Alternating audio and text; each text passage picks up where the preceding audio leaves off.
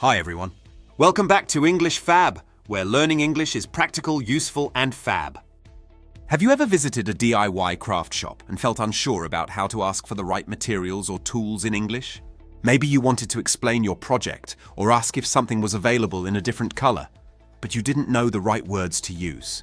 It can be a little tricky when you're surrounded by so many creative supplies and don't know how to talk about them confidently. In today's lesson, we're going to help you feel more prepared by going over essential vocabulary you can use at a DIY craft shop. We'll cover craft materials, tools, decoration items, types of projects, and useful shopping phrases. This lesson follows the structure of our English Fab website, so it's easy to follow and great for reviewing later. If you find English difficult, don't worry. You can translate the subtitles into English and your own language like this. Check the description below for extra details. Now let's get started. Let's go over some essential vocabulary. 1. Craft materials.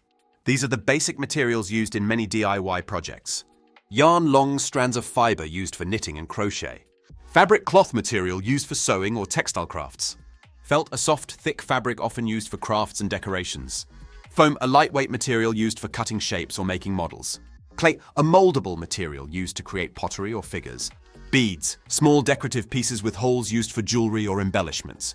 Glitter, tiny shiny particles used to add sparkle. Paper thin sheets used for folding, cutting, or decorating. Cardboard, thick, stiff paper used for creating sturdy craft items.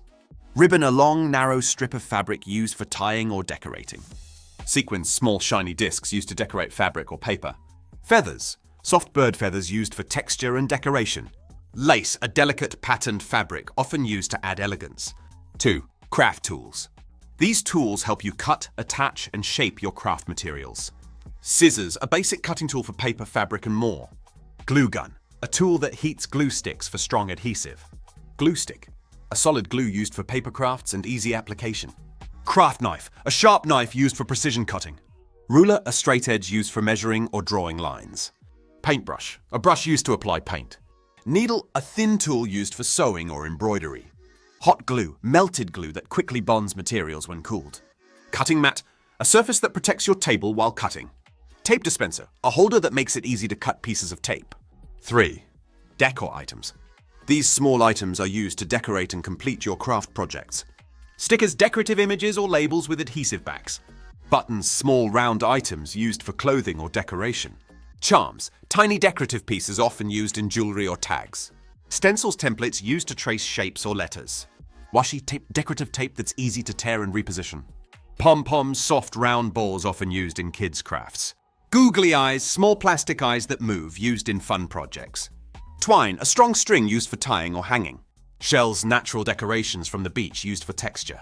Fabric flowers, artificial flowers made of fabric for embellishment. 4. DIY project types. These are different types of creative activities you might work on. Scrapbooking, decorating a book with photos, stickers, and paper. Card making, creating greeting cards with paper and decorations. Sewing, stitching fabric to make or repair items. Knitting, creating fabric with yarn using needles. Jewelry making, designing and creating your own accessories. Painting, using brushes and color to create art. Embroidery, decorating fabric with needle and thread designs. Home decor, making decorations for your living space. Candle making, creating scented or decorative candles. Upcycling, reusing old items to make new crafts or home pieces. 5. Shopping phrases. These are helpful phrases to use when asking questions in a craft store. Do you sell glitter glue? Ask this when searching for a specific product. Can I get this in another color? Use this to ask about color options. Where are the yarns? A simple way to ask for the location of materials. Is this safe for kids? Ask this when shopping for child-friendly crafts. How much is this pack? Use this when checking the price of a product. I'll take 2 of these. A clear way to say how many you want to buy. Do you have a loyalty card? Ask this if the shop offers customer rewards or discounts. Now that we've gone over essential vocabulary, let's see how these words are used in real-life sentences. These examples will help you understand how to use them naturally in conversation. 1. Craft materials. I picked up some felt, foam, and glitter for my project. This sentence shows how to list materials clearly. Picked up is a casual way to say you bought or gathered something. This yarn is super soft, perfect for my next knitting project. Here, you're describing texture and purpose.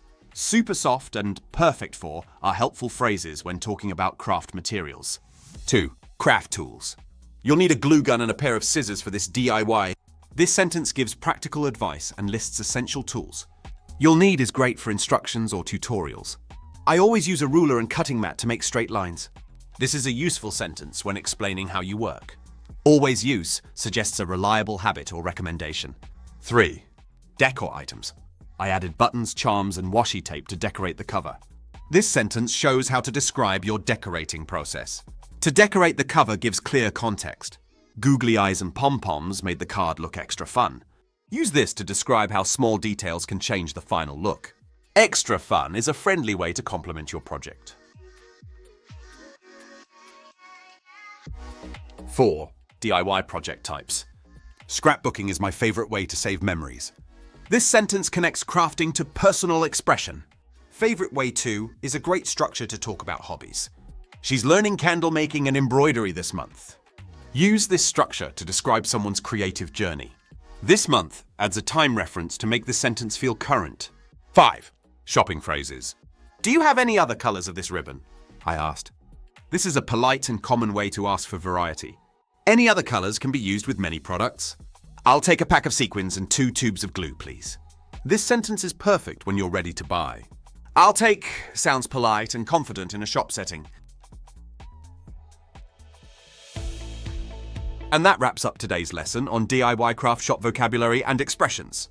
We explored useful words for materials, tools, decorations, popular project types, and phrases you can use while shopping. Whether you're into scrapbooking, sewing, or just browsing for your next creative idea, these phrases will help you talk about your projects more confidently in English. Keep practicing what you learned today, and next time you're in a craft store or sharing your work with others, try using some of these expressions. Okay, thanks for watching today's lesson on English Fab. I hope you found these English tips useful and feel more confident.